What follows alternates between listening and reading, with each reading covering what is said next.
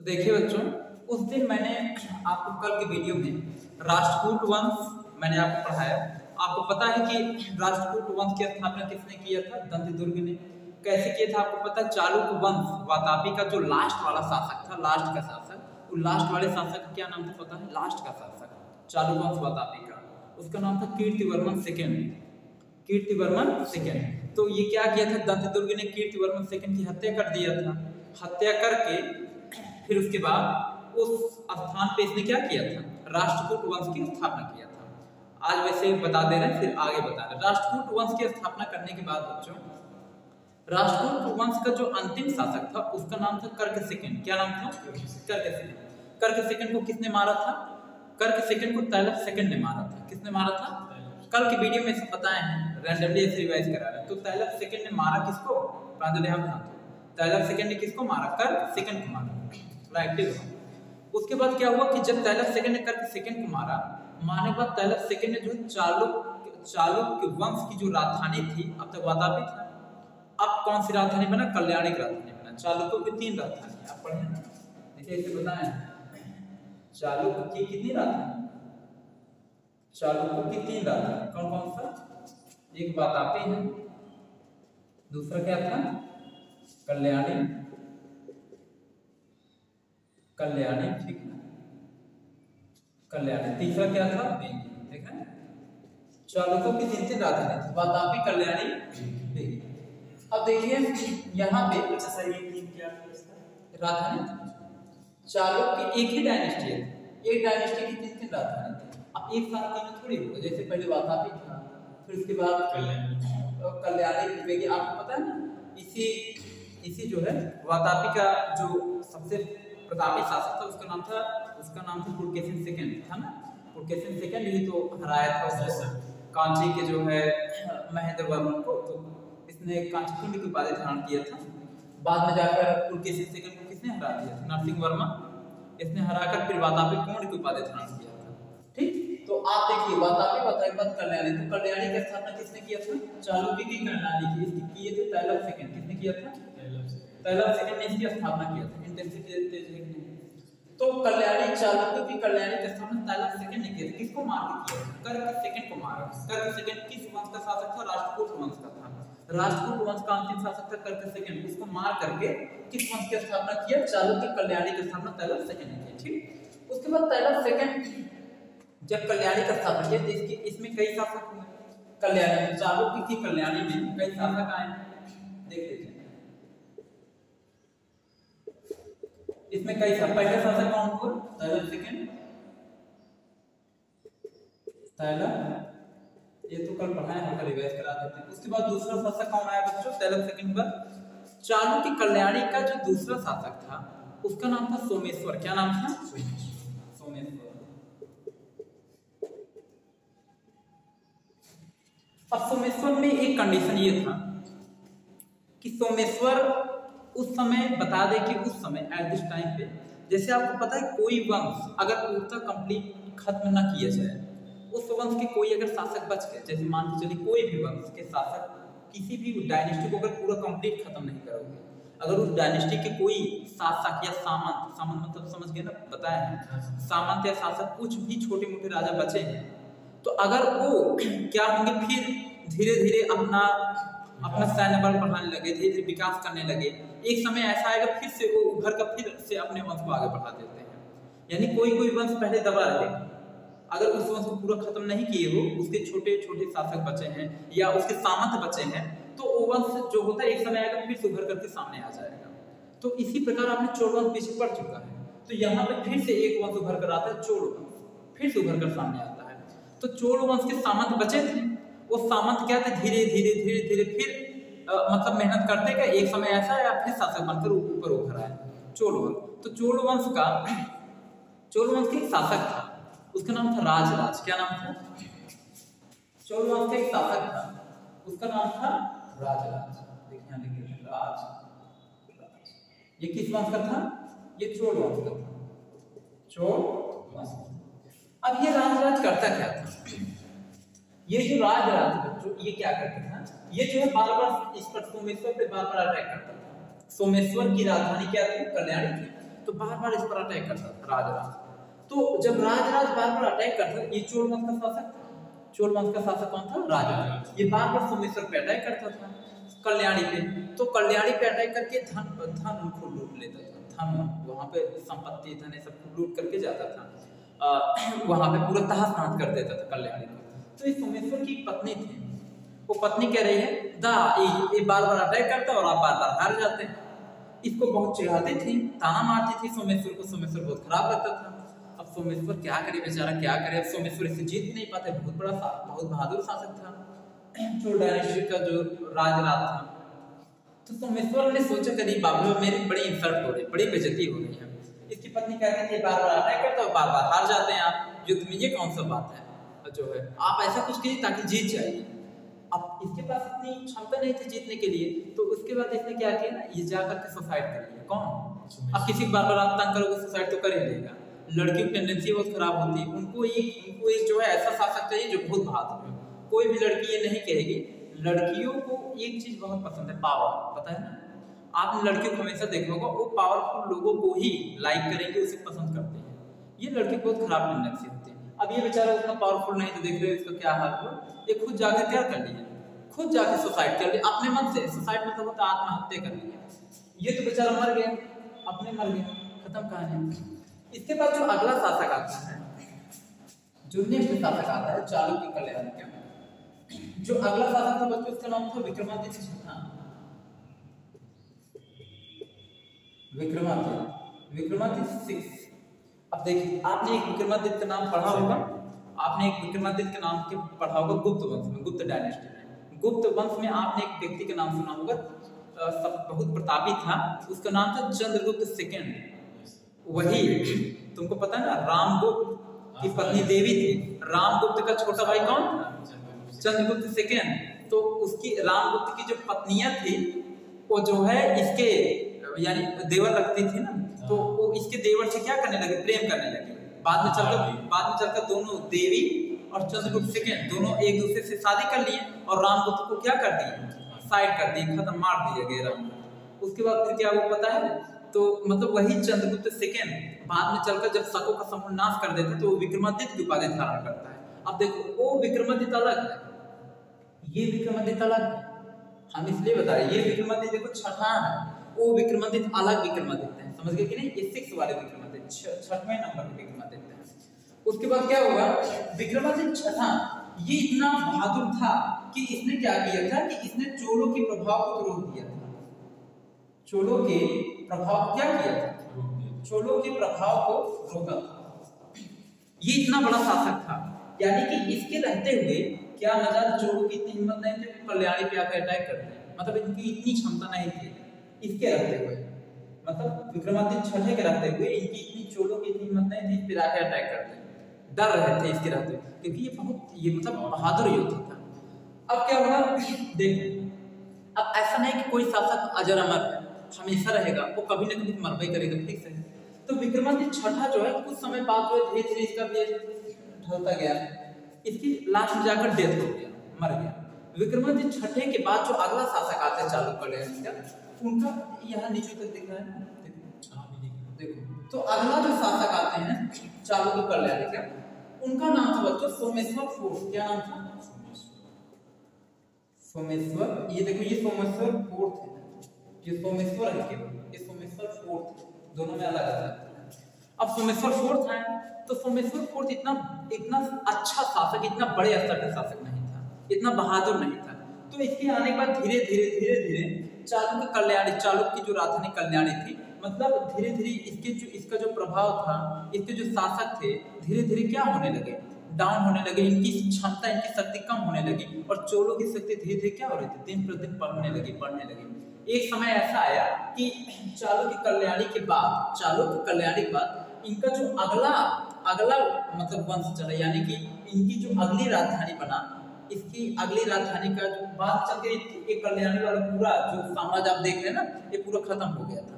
उसके बाद चालुक्य ने चोलों के डर से अपनी एक अलग राजधानी बनाया, अपनी ये जब कल्याणी छोड़ दी, कल्याणी खत्म, उसके बाद इन्होंने चालुक्यों के भय से, डर से एक अलग राजधानी बनाया। उस राजधानी का नाम इन्होंने दिया चालुक्य बेगी। क्या नाम दिया? देखो इन्होंने फिर अगले जो राजधानी बनाया उसका नाम दिया चालुक्य बेगी। देखा ये राजधानी। अब चालुक्य की राजधानी अब क्या बेगी। अब पहला राजधानी क्या था वातापी, सेकंड थर्ड देखें थर्ड बेगी। तो बेगी राजधानी। अच्छा इसके जो संस्थापक थे कौन थे? इसके संस्थापक बच्चों पहले जो इसके संस्थापक थे उनका नाम है विष्णुवर्धन। कौन है? विष्णुवर्धन। ये जो है ये संस्थापक, ये क्या है? ये संस्थापक थे। तो चालुक्यों की राजधानी जो बेगी थी इसके संस्थापक थे विष्णुवर्धन थे। ये सबसे पहले इसके जो है शासक थे चालुक्य बेगी। बाद में चल करके चोलों का प्रभाव इतना ज्यादा बढ़ गया, चोलों ने क्या किया इस पूरे साम्राज्य पर कब्जा कर लिया। मतलब चालुक्य को पूरा खत्म कर दिया। मतलब चालुक्यों की पूरे तीनों कल्याणी बेगी सब पे क्या कर लिया अधिकारी, यानी कल्याणी हो गए, बेगी हो गई, सब क्या किया अपने साम्राज्य में मिला दिया। अपने साम्राज्य जो चोलों का बड़ा साम्राज्य था उसमें इन सब राजधानी क्या किया अपने में मिला दिया। और ये लोग क्या हो गए हार गए, खत्म हो गई कहानी। उसके बाद फिर जो अगला वंश आता है उस वंश का नाम है बच्चों पल्लव वंश। क्या है? पल्लव। अब आप पल्लव वंश के बारे में देखिए, पल्लव वंश कौन थे क्या थे। अच्छा आपको एक बात बता दें बच्चों, यही जो विक्रमादित्य छठे हैं ना उसमें वीडियो बताया था कल के, विक्रमादित्य जो छठे हैं इन्हीं के दरबार में एक विद्वान रहते थे। विक्रमादित्य छठे के दरबार में उस विद्वान का नाम था विल्हन। नाम सुने हो? विल्हन। देखो यहाँ लिख देते हैं विद्वान का जो नाम था। इन्हीं के दरबार में बच्चों एक रहते थे विल्हन। देखो ये बहुत विद्वान व्यक्ति थे। इनकी पुस्तक इन्होंने एक पुस्तक लिखा था विल्हन की पुस्तक, क्वेश्चन भी करता है। विल्हन की पुस्तक का नाम है विक्रमांक देवचरित। मैंने लिखा भी है, मतलब नेक्स्ट वीडियो में बताया है, लिख करके बताया है। इनकी पुस्तक का क्या नाम है? विक्रमांक देवचरित। विक्रमांक देवचरित विल्हन की पुस्तक का नाम है, यहाँ लिख देते हैं पुस्तक। इसकी पुस्तक का नाम है विक्रमांक। अच्छा सर ये लोग कितनी मतलब बेकार होती थी लड़कियां, मतलब उसके भाई से प्रेम करने लिए उसको मार दिया। लड़की की टेंडेंसी बहुत गंदा। देखिए विल्हन की पुस्तक नाम विक्रमांक देवचरित। देखा ये पुस्तक क्वेश्चन विक्रमांक देवचरित की रचना किसने किया? विल्हन। आपसे क्वेश्चन करेगा विल्हन किसके दरबारी कवि थे या विद्वान थे कौन से, तो आप बताएंगे विक्रमादित्य छठे। ये किस वंश से ताल्लुकात रखते हैं? चालुक्य कल्याणी वंश से क्या करते हैं? इसी से मतलब चालुक्य कल्याणी वंश के शासक हैं ये विक्रमादित्य छठे। तो ये था आपका। फिर उसके बाद जो आज आपको पढ़ना है उसको पढ़ना पल्लव वंश। क्या पढ़ना है? पल्लव। समझ में आ रहा है नहीं इनकी हिस्ट्री की बात? देखो सब एक दूसरे से लिंकेज है। आप हिस्ट्री पढ़ेंगे तो पता चलेगा सब एक दूसरे से क्या है लिंक है। आप इस टाइप से पढ़ोगे तो एकदम समझ में आएगा कि हाँ जो है। अच्छा तो लोग कब से आने की बोलेगा? अब आज कह रहे थे सर आज बात करते हैं, अब मान से कल से या मंडे से आएंगे जो फोन करके बता देंगे। अब देखिए अगला जो वंश है वो है पल्लव।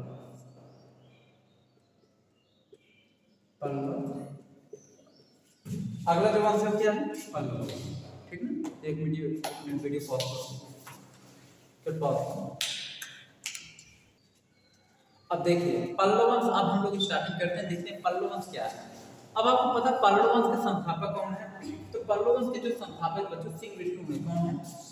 ये क्वेश्चन करता है, पूछेगा इसके संस्थापक। अच्छा जितने डायनेस्टी है डायनेस्टिक संस्थापक पूछता है, जैसे पूछेगा आपसे जो है पल्लव डायनेस्टिक संस्थापक सिंह विष्णु हो गए, ठीक ना, कुषाण डायनेस्टिक संस्थापक कुजुर कटविशेष हो गए।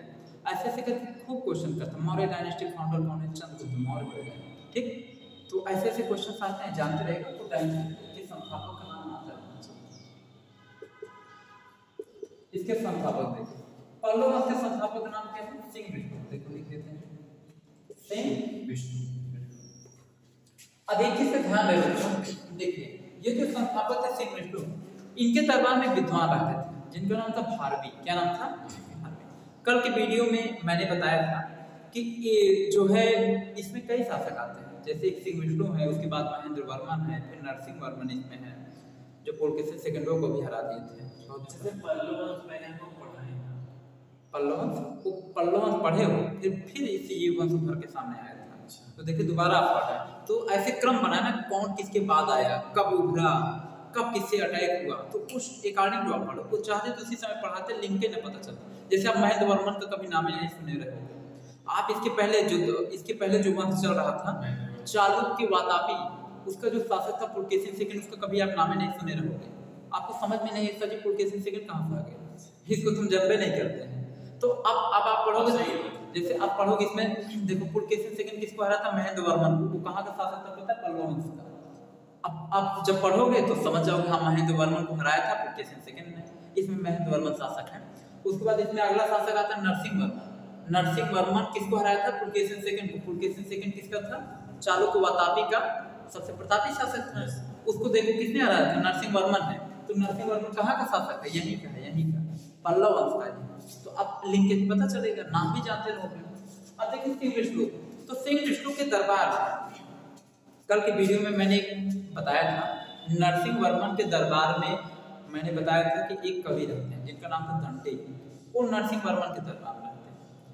एक बताए थे भारवी, जो भारवी नाम के कवि हैं वो नरसिंह वर्मन के दरबार में नहीं, वो जो है सिंह विष्णु के दरबार में रहते हैं। भारवी नाम मुगल वाला तुम्हारे मध्यकालीन भारत में आया, मध्यकालीन। अब इसमें मान चलो कि टोटल कंप्लीट मान चलिए कम से कम 5-6 डायनेस्टी और कुछ है, 5-6 डायनेस्टी, उसके बाद एक खत्म, फिर इसको खत्म होने के बाद फिर क्या स्टार्ट होगा पता है, मध्यकालीन भारत, मिडिल इंडिया। अच्छा सर, प्राचीन भारत और एंशिएंट इंडिया। Ancient India. अब जब मिडिल इंडिया स्टार्ट हुआ मध्यकालीन भारत, तो उसमें पहले जो है मतलब मध्यकालीन भारत मुस्लिम से स्टार्टिंग है, स्टार्टिंग मुस्लिम से स्टार्ट है, मोहम्मद बिन कासिम से ही स्टार्ट है, अटैक करते हैं। इसमें ज्यादा लड़ाई, अरे बहुत लड़ाई है इसमें, जो है एकदम स्टार्टिंग में देखना। तो उसको जब 5 डायनेस्टी का जब स्टार्ट हुआ तो पढ़ाते हुए चलेंगे, एक क्रम वाइज देखते जाना, ठीक है। अभी पढ़ते जाओ, इसमें खुद देख लो मारकाट कितना चल रहा है। एंशिएंट इंडिया में, मध्यकालीन इंडिया में तो मुस्लिम जहां आ गया और तगड़ा मारपीट स्टार्ट होता है। देखो सिंह विष्णु इसके दरबार में कवि रहते थे, ध्यान से देखना, भारवी नाम क्या था इसके दरबार में,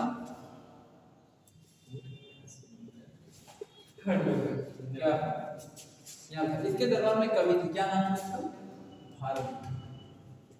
क्या नाम था, भारवी।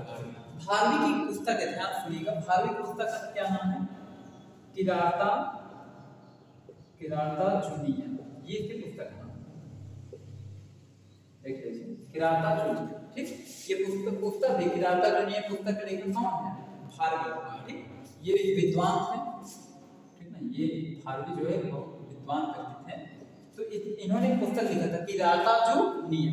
एक क्वेश्चन करेगा भारत किसके दरबार के थे, सिंह विष्णु के दरबार के। सिंह विष्णु किस वंश के थे, पल्लव वंश के ना। उसके बाद देखिए अगला जो इसमें जो शासक आते हैं सिंह विष्णु के बाद, वो आते हैं महेंद्र वर्मन। कौन आते हैं, महेंद्र वर्मन। अच्छा सर, आप उसका मतलब पहले वाला वीडियो जब पहले हम पढ़ा रहे थे उसका वीडियो सब नहीं बनाएंगे, एकदम पहले पढ़ते जो एकदम एंशिएंट इंडिया जब स्टार्ट किया पढ़ना होगा, ध्यान देखिएगा, एक बार देखिएगा पहला वीडियो एंशिएंट पार्ट 1 पार्ट 2 के लिए देख लीजिए।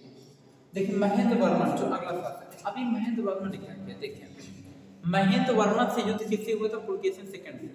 पुलकेशिन सेकंड था चालुक्य वंश के वातापी का शासक था, बहुत प्रतापी शासक था, उससे इनका युद्ध हुआ था महेंद्र वर्मन से।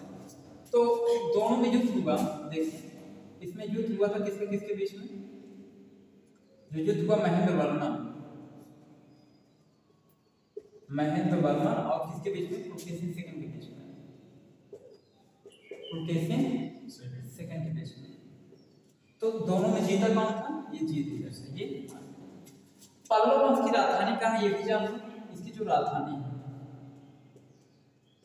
पल्लव वंश की राजधानी, देखिए इसकी राजधानी का नाम है कांची, क्या है इसकी राजधानी है कांची, पल्लव वंश की, ठीक। कांची क्या है, राजधानी। तो पल्लव वंश की राजधानी कांची थी। तो कांची का शासक थे लोग महेंद्र वर्मन, ये जितने भी लोग थे। तो क्या हुआ कि जब पुलकेशिन सेकंड महेंद्र वर्मन को हराया, तो पुलकेशिन सेकंड ने कांची कुंड की उपाधि धारण किया था। कांची को हरा देने वाला कांची कुंड, समझ गए। तो इसने कौन सी उपाधि दिया था, इसने उपाधि धारण किया था उसी समय, कांची कुंड, यही ना पढ़े थे उसे, कांची कुंड की उपाधि धारण किया। अब उसके बाद क्या था, अगला जो यहाँ पे पॉइंट था, ये महेंद्र वर्मन के बाद जो अगले शासक आते हैं पल्लव वंश के, जो नेक्स्ट शासक है उनका नाम था नरसिंह वर्मन। क्या था,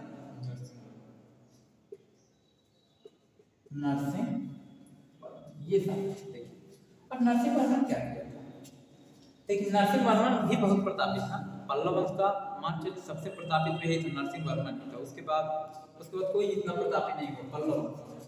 पल्लव वंश में नरसिंह वर्मन बहुत प्रतापित था। पल्लव वंश ने किया क्या, पल्लव वंश से भी युद्ध किसका हुआ, पुलकेशी सेकंड का। तो फिर पल्लव वंश से जब इससे पल्लव वंश के नरसिंह वर्मन से जब युद्ध हुआ पुलकेशी सेकंड का, देखिए इससे भी युद्ध हुआ, इसमें हुआ था नरसिंह वर्मन और किसके बीच में हुआ, पुलकेशी सेकंड के बीच में युद्ध हुआ। जीता कौन, जीता ये जीत गया, ये जीत गया, ये क्या देखिए सोचिए, ये भी प्रताप ये भी प्रतापित, नरसिंह वर्मन प्रतापित जीत गए। और जब नरसिंह वर्मन जीता, सोचिए ये जीते थे तो कांचीपुरम की उपाधि धारण किए थे। इसका कैपिटल, इनकी कैपिटल क्या थी, इनकी राजधानी क्या थी पता है, वातापी थी। चालुक्य पहली राजधानी वातापी थी, चालुक्य का ही शासन था वातापी का। तो नरसिंह वर्मन जब जीता तो इसने इसके कैपिटल की वो धारण किया कि भाई वातापी का जीतने वाला कौन मतलब हो सकता है, वातापी की इसने उपाधि धारण किया था। देख रहे हैं पहले गजब थी, इसने वातापी की। अच्छा सर, पहले इंडिया से चीन वाले भी डरते थे। अरे कनिष्क को जानते, कनिष्क उसका पढ़ाया थे कुषाण वंश का कनिष्क था।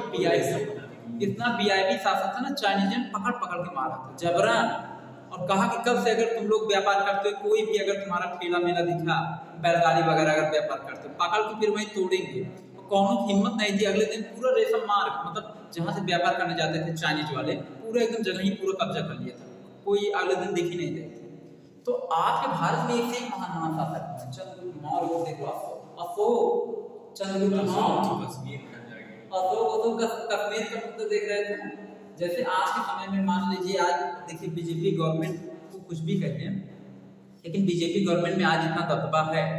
देखिए पूरा कश्मीर का मुद्दा कितना भयानक था, आर्टिकल उसमें था जो है, सोचिए पूरा एकदम शांत करा दिया कि नहीं, मतलब बीजेपी में कुछ भी हो लेकिन इतना है इन लोगों में, हमारे पूरा कश्मीर को एकदम पूरा शांत करा के रख दिया भाई साहब। वहाँ पे किसी का हिम्मत नहीं है कि मतलब वहाँ पे कोई आंदोलन कर दे या कुछ कर दे।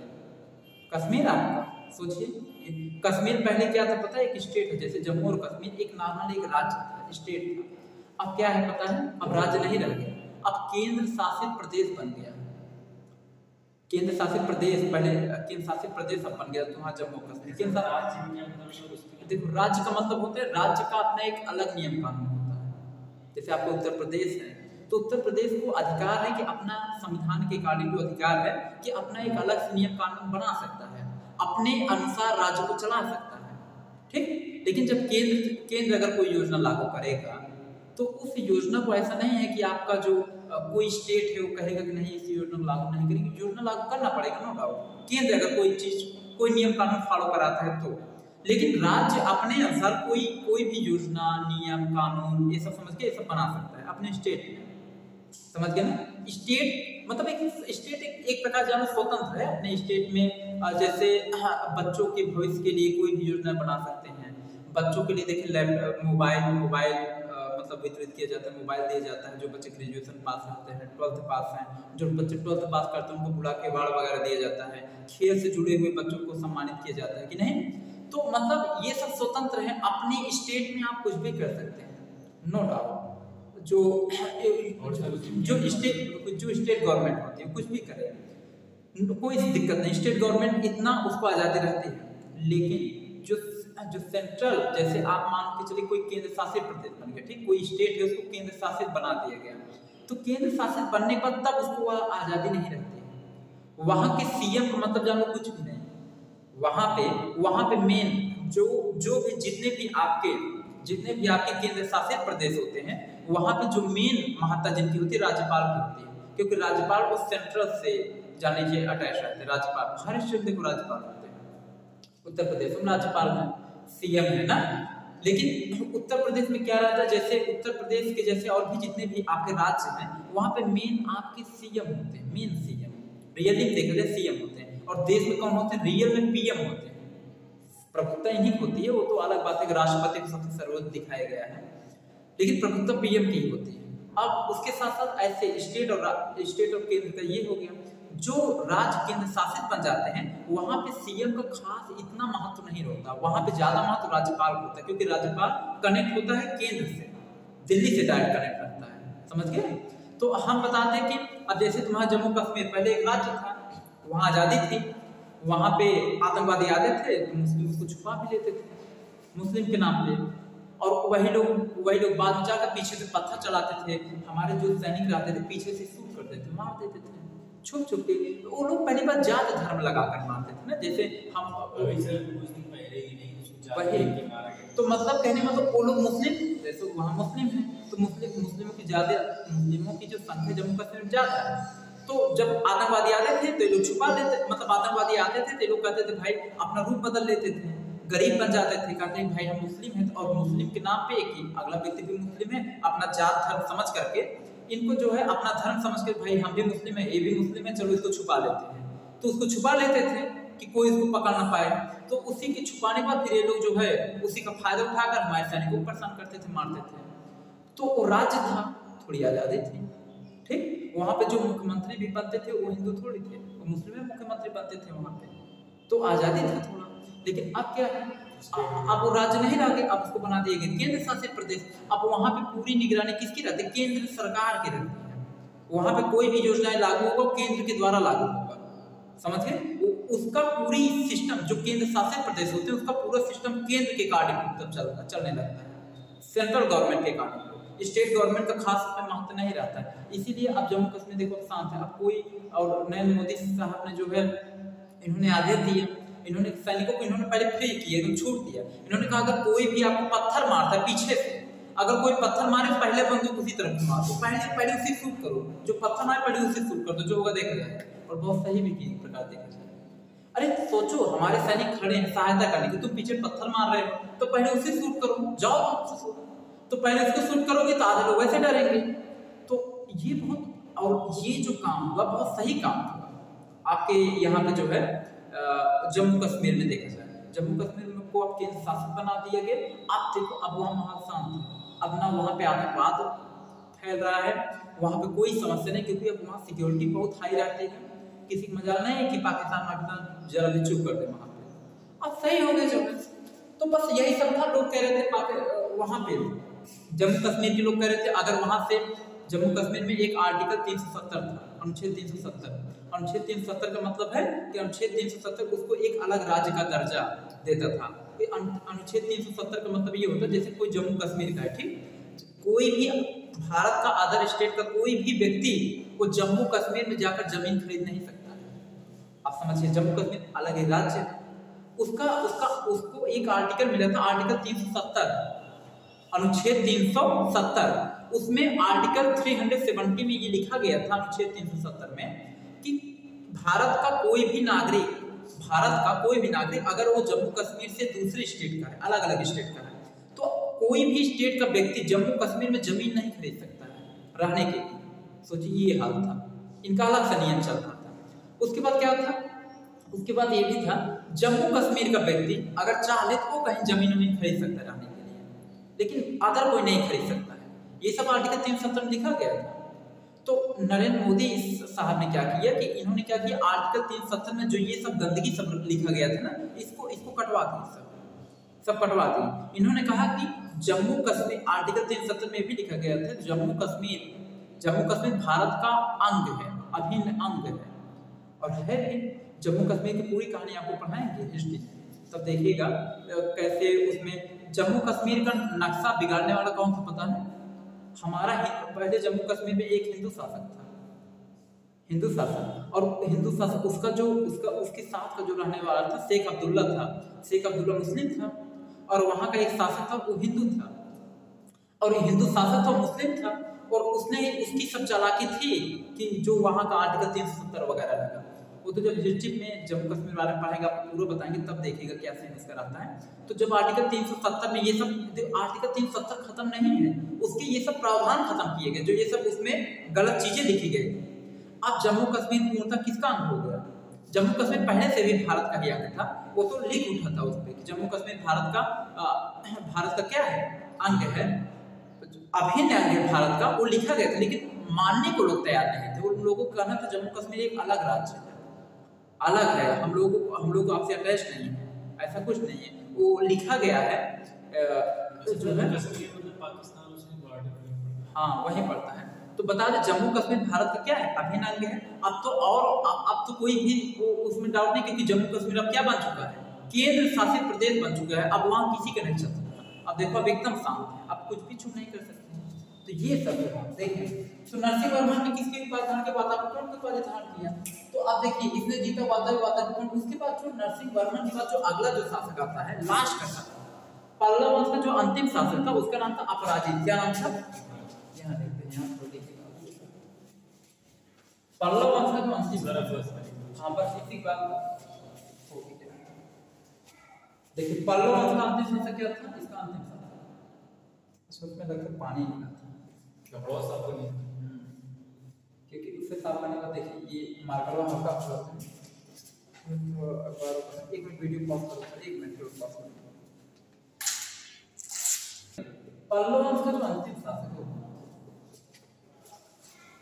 पल्लव वंश का अंतिम शासक जो लास्ट का था, पल्लव वंश का अंतिम शासक था अपराजित। क्या नाम था इसका, नाम है था अपराजित, ठीक है, इसका नाम क्या था, अपराजित, नाम बहुत वीआईपी रखा था, अपराजित।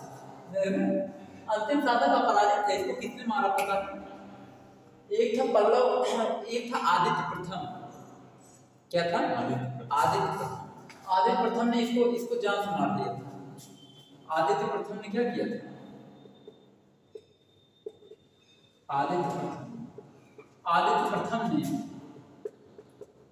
अपराजित की हत्या कर दी, इनको मार दिया जाओ, ठीक है। और इसने क्या किया, तो पल्लव, यहाँ पल्लव वंश चल रहा था, पल्लव वंश का जो अंतिम शासक था क्या था, अपराजित। तो अपराजित ने क्या, अपराजित था, और अपराजित को किसने मारा, और तुमको बिलीव होगा ये जो आदित्य प्रथम था ये किस वंश का था पता है, ये चोल वंश का था। अब चोल वंश फिर आप पढ़ेंगे दोबारा, पहले भी देखो पढ़े थे, एक बार फिर उभर के सामने आया चोल वंश।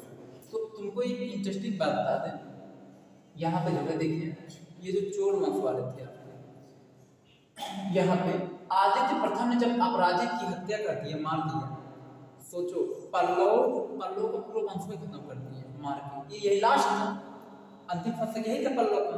और जब इस अंतिम शासक को किसने मारा, आदित्य फर्स्ट ने जब इसको मार दिया, पल्लव वंश पूरा खत्म, पूरा पल्लव वंश खत्म।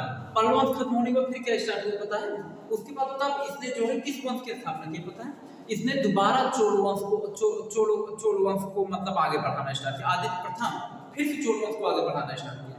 तुमको जान के ताजुब होगा, तुमको जान के एक चीज ताजुब होगा, बस चोल वंश पता था, चोल वंश सोच लो पहले 300 ईस्वी में कैसा जीवन जीते पता है, चोल वंश के जो शासक थे सामंतों जैसा जीवन जीते थे। थर्ड सदी मतलब 300 ईस्वी में, 500 साल बाद मतलब 800 ईस्वी में ये लोग फिर से शासक बनकर उभरे। सोचो 300 यानी तीसरी सदी में ये लोग क्या थे, सामंत थे, चोलवा थे ना। और फिर उसके बाद फिर 800 साल में यानी 8वीं सदी में जाकर क्या बने, शासक बनकर उभरे। सोचो 5 साल का बीच में गए थे, 5 साल बाद अपने 500 साल बाद सोचिए फिर से ये लोग जो है अपना जो है पंचम परचम जो है फिर से लहरा दिए शासक के फिर। और उसके बाद देख रहे हैं इसको जो है यहाँ पे पल्लव वंश पूरा खत्म की, यानी इनके बारे में कहा जाता है पल्लव के ध्वंसा अवशेष पर चोल वंश फिर से उभर कर पूरी तरीके से क्या छा गए। चोल वंश वाले देखो किस पे कब्जा किए, देखो चालुक्य कल्याणी, चालुक्य की राजधानी बेगी, इन सब क्या किया अपने साम्राज्य में ला दिया। उसके बाद पल्लव को भी खत्म कर दिया, इसको भी अपने मिला लिए चार लोग, ये भी गए काम से।